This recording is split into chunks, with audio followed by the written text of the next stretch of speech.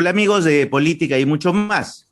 Hoy nos acompaña en este episodio Juan Carlos Thompson, director general de la Asociación Latinoamericana de Autocuidado Responsable, ILAR. Juan se encuentra en Sao Paulo en este momento y lo hemos invitado a que nos acompañe para hablar de un tema que acaba de iniciar su debate en el Congreso de la República, como es un proyecto de ley que promueve que los medicamentos que no necesitan receta puedan ser vendidos, además de en las farmacias, en algunos otros establecimientos, como por ejemplo supermercados o otros canales de distribución, porque no necesitan receta. Y al haber pasado ya la regulación normal del organismo regulador, pueden ser vendidos también en otros canales que descongestionen y permitan que no solamente el monopolio que concentra la venta de medicamentos, que ya sabemos quién es, que concentra todo el monopolio de la farmacia, sea el único que se beneficie con este negocio. Pero además permite que, por ejemplo, los laboratorios puedan también armar plataformas de venta directa, tipo delivery o envío a casa de medicamentos sin receta médica o tratamientos sin receta médica que puedan ser enviados a casa a un valor incluso menor del que hoy se encuentra en la farmacia, que le pone el valor agregado de lo que significa tener al vendedor, al químico farmacéutico o a alguien más, ¿no es cierto?, que está en el mostrador de cada farmacia. Juan, un gusto tenerte hoy aquí. ¿Y cómo está el clima en Sao Paulo? Hola Juan Carlos, muchas gracias, el gusto es mío, gracias por la invitación. Aquí en Sao Paulo, bueno, estamos entrando al otoño, así que todavía un poco de calor, pero bueno, seguramente en unas horas la lluvia de cada día que siempre nos espera. Lástima que el COVID ande un poquito descontrolado, nos han contado. Correcto, aquí estamos ahora entrando en una fase complicada, ¿no? Del impacto del COVID, así que bueno, a cuidarnos y a practicar el autocuidado, que es justamente un poco lo que defendemos desde ILAR, ¿no? Y entrando en materia, ILAR, ¿qué es ILAR? Porque ustedes se dedican justamente a este autocuidado que tiene que tener el paciente y están siempre en modo paciente. Entonces, cuéntanos un poco de la asociación, de a qué se dedican antes de entrar en materia de este análisis un poco de este proyecto de ley en el que Perú ya se monta en esta discusión que entiendo México, Chile, Colombia ya entraron, digamos, y nosotros estamos llegando un poquito tarde, pero por lo menos ya empezamos a llegar. Cuéntanos qué es ILAR. Por supuesto, bueno, ILAR es la Asociación Latinoamericana de Autocuidado Responsable, como bien lo mencionabas al comienzo de tu discurso. Y básicamente nuestro objetivo en América Latina tiene que ver con empoderar a las personas sobre la gestión de su propia salud, ¿no? Y este concepto de autocuidado, la verdad no es un concepto nuevo, ¿no? Porque desde el inicio de la humanidad nosotros hemos hecho alguna que otra actividad para cuidarnos y para tomar conciencia sobre nuestro propio cuerpo y sobre diferentes actividades que hacen a nuestro bienestar, ¿no? Pero desde la Organización Mundial de la Salud ya se definía el autocuidado como un concepto amplio que engloba varias actividades que van desde hacer ejercicio, desde tener una dieta saludable, desde también tener conciencia sobre nuestro propio cuerpo para reconocer síntomas y determinadas condiciones. Y un punto muy importante que creo que es el que conecta con el tema que estamos discutiendo hoy, tiene que ver con el uso racional y responsable de los productos de la salud, ¿no? Y aquí podríamos englobar a lo que llamamos medicamentos de venta libre o por su sigla en inglés OTC también, que es over the counter, es decir, por delante del mostrador, ¿no? Pues esta es justamente la característica de los medicamentos de venta libre, que se pueden vender por delante del mostrador en diferentes establecimientos y que de alguna manera son seguros y han probado su eficacia porque ya han pasado por, como vos también lo mencionabas, varios aspectos y varios controles de la agencia reguladora de los países, ¿no? Entonces eso garantiza que la persona pueda utilizar esos productos de manera segura para tratar condiciones simples y no graves, que ese es un punto importante para destacar también, siempre que siga y de alguna manera obtenga información a través del etiquetado o el prospecto del producto en donde va a poder observar todas las indicaciones para su uso correcto, ¿no? Claro, porque yo entiendo, ya te imaginas, ¿no? Apenas el proyecto de ley que todavía está en comisiones, ni siquiera es que se esté discutiendo en el Pleno. Aparece en una comisión de defensa del consumidor y, por supuesto, los amigos, pues, del monopolio inmediatamente salieron diciendo, no, ahora todo el mundo se va a automedicar, ahora todo el mundo se va a autoprescribir. Pero si estamos hablando de medicamentos sin prescripción y sin receta, ¿de qué estamos hablando? ¿No? Entonces, pero un poco más si todo el mundo se iba a drogar, ¿no? Entonces, vamos a tener una alta tasa de consumo de medicamentos y un descontrol total porque no pasan por la farmacia, ¿no? Entonces ahí tú dices, oye, no, esto, claro, suena que nos están quitando la mitad del negocio, ¿no?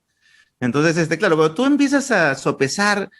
Tú cuéntanos un poco, ¿qué pasa en Colombia? ¿Qué pasa en México? ¿Qué pasa en Estados Unidos? ¿Qué pasa en Europa? ¿Cuál es la tendencia mundial y cómo es que se viene dando este proceso para que la gente entienda, o nuestro televidente, quienes nos ven, entiendan que no se trata de riesgo, pero no se trata de asustar a la gente y decir, no miedo para garantizar el negocio, sino que entendamos que es parte de un proceso de democratizar el acceso a los medicamentos, que ya pasaron su regulación y que sí es importante tener información. No se trata de meterse pastillas por meterse pastillas, se trata de saber leer la información para tratarse y autocuidarse adecuadamente según la buena información que se tiene. Pero cuéntanos qué está pasando en el mundo al respecto. Claro, y creo que Juan Carlos, tú mencionas un punto que es fundamental, ¿no? Primero celebro que sea un tema que se pueda discutir en la Asamblea Legislativa de Perú, porque vos, como bien lo mencionás, estamos democratizando conocimiento, y que ese es uno de los pilares también del autocuidado, ¿no? Que tiene que ver con lo que llamamos en alfabetización en salud.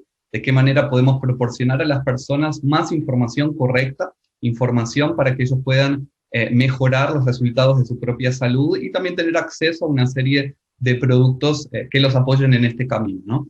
Y un punto importante que me gustaría aclarar aquí tiene que ver un tema más conceptual, ¿no? Que me gustaría ponderar aquí en relación al concepto de autocuidado, de automedicación y de autoprescripción. Entonces, como decíamos, el concepto de autocuidado es el concepto más macro, ¿no? Que de alguna manera nos habla de este espíritu de poder empoderar a las personas sobre su propia salud, con los diferentes aspectos que mencionábamos al comienzo. Luego tenemos el concepto de automedicación, que esta es una práctica responsable, siempre que realizada con medicamentos de venta libre, como decíamos anteriormente, medicamentos que son seguros, son eficaces, que la autoridad regulatoria, ¿no? Que generalmente depende en algunos países del Ministerio de Salud y que cuenta con técnicos para evaluar todos estos productos, ya aprobó, ¿no? Y generalmente las moléculas que están de venta libre tienen un histórico de consumo seguro, no solo en nuestros países, sino alrededor del mundo. Entonces, la automedicación muchas veces la utilizamos incorrectamente como sinónimo de autoprescripción, que es este otro concepto que me interesa destacar aquí. La autoprescripción sí es una actividad incorrecta, para decirlo de alguna manera, en la que nosotros accedemos o consumimos un medicamento que sí requiere de la prescripción de un médico, claro. Y lo utilizamos sin esas guías, que es fundamental, porque aquí estamos hablando de condiciones diferentes, ¿no? Los medicamentos de venta libre se refieren a condiciones simples, no graves, algunas condiciones que ya conocemos, en las que ya hemos consultado al médico en el pasado y que nos ha dicho, bueno, de alguna manera puedes seguir tratando esta condición con este medicamento, y los medicamentos de prescripción que tienen otro objetivo, para otras condiciones mucho más complejas, que requieren ciertas particularidades para su consumo. Entonces es muy importante destacar eso. Y cuando hablamos de autocuidado y automedicación con medicamentos de venta libre, el tema de democratizar ese acceso es fundamental. Estamos, creo que más que nunca, viviendo una época en donde el acceso a salud es cada vez más un desafío, ¿no? Estamos viendo los hospitales en muchos de nuestros países en América Latina colapsados por la atención de casos de COVID, entonces muchas veces tenemos esa restricción de no poder tener un acceso directo al sistema público de salud y en la que necesitamos buscar alternativas. Y aquí es importante destacar un poco cómo está la situación en otros países de América Latina y del mundo, ¿no? Hay algunos países que ya hace un tiempo tienen la posibilidad de adquirir medicamentos de venta libre en varios establecimientos, ¿no? Y aquí podemos citar, por ejemplo, a México, a Colombia, que son países también ahí del proceso de integración de Alianza del Pacífico, ¿no? Entonces, estos países ya tienen, hay un histórico de disponibilizar los medicamentos en varias, ya sean tiendas, supermercados, etc. Y muchas veces algunas características particulares, ¿no? En México, solo para aclarar, hay dos categorías, digamos, dentro de los medicamentos de venta libre, aquellos que se pueden vender solamente en farmacias y aquellos que se pueden vender en otros establecimientos. En Colombia esto es un poquito más amplio, al igual que en los Estados Unidos, por ejemplo, para dar otro otro ejemplo en relación a la disponibilidad de medicamentos en diferentes establecimientos, medicamentos de venta libre. Chile, que es otro país que está discutiendo, de hecho, ahora en el Congreso chileno hay una ley llamada Medicamentos 2 que se ha venido discutiendo ya hace un tiempo, y también estuvieron en esa discusión sobre la posibilidad de disponibilizar estos medicamentos de venta libre en otros establecimientos. Si nos vamos a Europa, por ejemplo, hoy gran parte de los países de la Unión Europea tienen también esta posibilidad de distribuir los medicamentos de venta libre por varios establecimientos. Aquí podemos citar algunos países como por ejemplo el Reino Unido, Alemania, en donde se pueden vender en cualquier establecimiento. Otros, al igual que por ahí que México, como Portugal o Finlandia, tienen todavía estas categorizaciones, ¿no?, entre medicamentos de venta libre en farmacia y en otros establecimientos.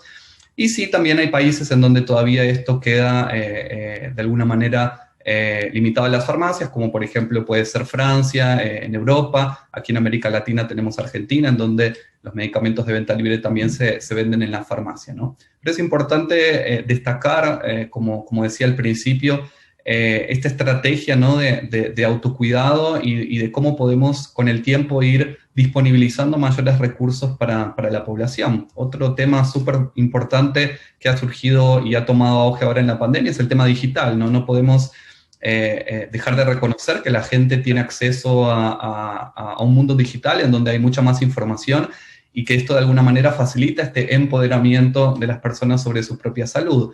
Entonces, llevar esto a discusión me parece muy saludable, y pensar cuál es, en última instancia, el beneficio que va a tener el paciente para poder tener acceso a la salud y para tratar estas condiciones simples y no graves con productos seguros y eficaces, como decíamos, ¿no? Ustedes en el 2018 hicieron un estudio que les permitió detectar que justamente el uso de estos medicamentos o la democratización de estos medicamentos sin receta en mayor cantidad de canales, lo que generaba era una descongestión justamente del sistema de salud para esa atención primaria, justamente que no necesitaba un tema de receta, y era justamente una desconcentración, digamos, ¿no?, un alivio para el sistema. Cuéntanos un poco de ese estudio, porque ahora en estas épocas evidentemente eso es lo que se necesita, ¿no? Correcto, y como vos decías, este es un estudio de 2018, Juan Carlos. En esa época ya estábamos pensando un poco en esos contextos en donde nuestros sistemas públicos de salud estaban colapsados, ¿no?, para la atención de algunas determinadas condiciones. Y básicamente ese estudio, para resumirlo brevemente, traía información sobre 5 países en América Latina y 4 condiciones que son simples y que pueden de alguna manera resolverse con medicamentos de venta libre, ¿no? Y lo que hicimos fue analizar cuál era, digamos, el costo del tratamiento de esas condiciones simples en el sistema público de salud y cuál era el costo con el tratamiento de medicamentos de venta libre. Y ahí llegamos a una conclusión bastante impactante. Un escenario en donde esas 4 condiciones se trataran en el sistema público de salud en esos 5 países generaba un costo aproximado de $2.700 millones, y es un número bastante impactante, ¿no? Que hoy esos países están gastando en la atención de esas condiciones que tal vez desde una perspectiva diferente, en donde el sistema de salud pudiera hacer ahí un triaje más complejo, ¿no?, en relación a poder decir a la persona, bueno, cuándo requiere, sí, de la atención de un especialista y cuándo puede reconocer esos síntomas y tratarlos con medicamentos de venta libre, traerían grandes beneficios para nuestros sistemas de salud, no solo en tiempos de médicos, sino también, como decíamos, en dinero y en temas de productividad. ¿Cuánto tiempo las personas muchas veces demoran desde que tienen los síntomas hasta conseguir la atención en el sistema público de salud, lo que se traduce en menos tiempo de trabajo, productividad económica para el país, etcétera? Entonces este número es bastante importante, ¿no? Impresionante. Porque nos trae a reflexionar y a decir, bueno, más en un contexto como el que estamos ahora, en donde realmente estamos viendo la saturación del sistema público de salud para la atención de una condición grave como es el COVID, claramente. ¿De qué manera podemos pensar alternativas para estas condiciones simples, ¿no?, que nos traerían beneficios muy importantes para la salud de las personas y para dejar espacio, ¿no?, a las personas que la más necesitan con condiciones más graves, ¿no? Sabemos que en América Latina tenemos números inferiores al promedio, por ejemplo, de algunos países a nivel internacional de médicos y enfermeros, ¿no? Entonces, ya partimos de la base que tenemos desafíos Tenemos un déficit natural, correcto, exactamente, en nuestro estructural. sistema público de salud, y necesitamos discutir esto, ¿no? Entonces, para Hilar es súper importante colocar en agenda de discusión y política pública este tipo de ideas, ¿no? Y pensar en conjunto todos los actores de la sociedad, ¿no? Llámese gobierno, llámese profesionales de la salud, porque es súper importante el papel que los farmacéuticos, los médicos cumplen en esta estrategia de autocuidado, ¿no? Porque, como siempre decimos, los medicamentos de venta libre están orientados a condiciones simples y no graves, pero ante cualquier duda o si los síntomas persisten, la persona necesita, claro, tener acceso al profesional de la salud, llámese médico, a veces farmacéutico comunitario, que muchas veces están también ahí en la línea de frente, ¿no? Para asesorar a las personas. Entonces, esta estrategia de múltiples actores que hacen parte de la salud pública es fundamental y realmente necesitamos ponernos a pensar qué soluciones podemos traer para la sustentabilidad económica y social de nuestros sistemas públicos de salud en el futuro, ¿no? Finalmente, y siempre decimos esto, claro, garantizando que esos medicamentos cuenten con la calidad, la eficacia y la seguridad que deberían tener dentro de el mercado, digamos, de venta justamente o de distribución. Porque claro, sucede que en el Perú, lamentablemente, la mayor cantidad de moléculas genéricas que se venden, lamentablemente no están obligadas a presentar sus pruebas de bioequivalencia, ¿no? En el Perú creo que solamente son 4 las moléculas que están obligadas a presentarla, mientras que en mercados como el norteamericano el 100% de los medicamentos genéricos están obligados a presentar su prueba de bioequivalencia, es decir, demostrar que funcionan igual que el original. En Europa es lo mismo. En México el 100% es lo mismo. Creo que Colombia son 120, creo que en Chile ya están por los 100. Acá vamos 4 recién. Es decir, nos pueden estar vendiendo basura y es legal.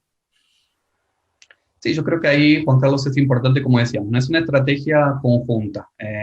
Nadie individualmente va a resolver este desafío, ¿no? Entonces, es obviamente una estrategia de responsabilidad de las empresas farmacéuticas que producen este tipo de productos, es responsabilidad del Ministerio de Salud y la agencia reguladora y los legisladores que discuten política pública y regulación sobre esto, y es también responsabilidad de los profesionales de la salud que de alguna manera tienen que tener como objetivo, ¿no? La salud y el acceso a salud de las personas que hoy viven en nuestros países, ¿no? Entonces, ninguno de manera independiente va a conseguir solucionar el desafío y este problema que sucede en varios de nuestros países de la región de América Latina, ¿no? No solamente en Perú. Entonces, me parece muy importante que y también saludable tener este tipo de discusiones, ¿no? A nivel, como vos lo mencionabas, de proyecto de ley, de política pública, etcétera, porque de alguna manera nos trae a reflexionar un poco cómo está la situación en otros países, traer esos cases, esos ejemplos de cómo se solucionaron estos temas en otras regiones del mundo, en otros países, porque no es reinventar la rueda. A ver, hay muchos países que ya tienen esto implementado, no hay detectados desafíos o problemas con, como decíamos, la venta de medicamentos de venta libre en otros establecimientos.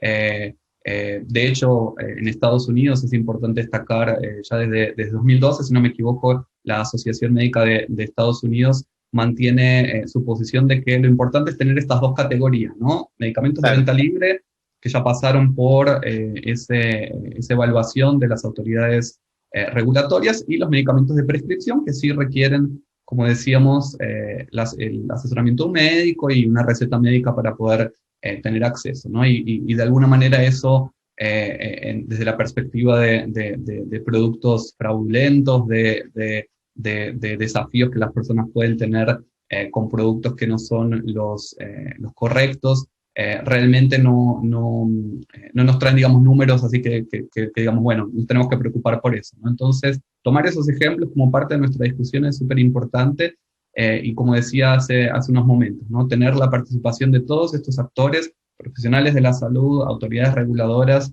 y sector privado, es fundamental para proporcionar las mejores soluciones a los pacientes, ¿no? Que en definitiva son quienes necesitan este tipo de productos y necesitan este tipo de cuidado y orientación para practicar su propio autocuidado, ¿no? Juan, ha sido un gusto tenerte además para literalmente orientarnos y educarnos en este tema que muchos desconocemos. Y bueno, como ven amigos, no hay que temer, es decir, democratizar el acceso a los medicamentos no es algo a lo que le vamos a temer, todo lo contrario, señores de Intercorp. Abran la cancha, compitan, dejen que el negocio lo compartan con otros y compitan libremente. No le tengan miedo a eso.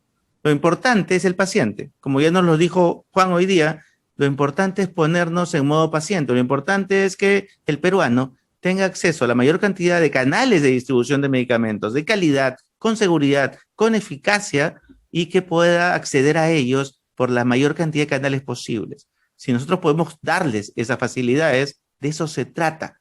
No de agarrar y restringir porque yo quiero mantener el negocio para mi familia nada más y no quiero que nadie más gane en este negocio. De eso se trata, de pensar en el paciente y no en el negocio familiar que solo yo quiero mantener. Así que, por favor, felicitamos al Congreso por esta iniciativa, ¿no? Y que siga la discusión y que llegue al Pleno y que se apruebe con todo lo que se tiene que aprobar. Juan, muchas gracias por este momento muy educativo, muy orientador, y espero que nos podamos juntar nuevamente para seguir analizando algunos otros aspectos de avances importantes, interesantes que estemos teniendo respecto al avance de los sistemas de salud y especialmente de las cosas que benefician a los usuarios de los sistemas de salud y al paciente. Perfecto, al contrario, Juan Carlos, gracias a ti por la invitación, por el espacio y quedo a disposición para seguir conversando sobre este tema. Muchas gracias. Amigos, espero que les haya gustado este episodio de Política y mucho más con un invitado tan interesante como Juan Thompson, y espero vernos en el próximo episodio con un nuevo invitado. Nos vemos.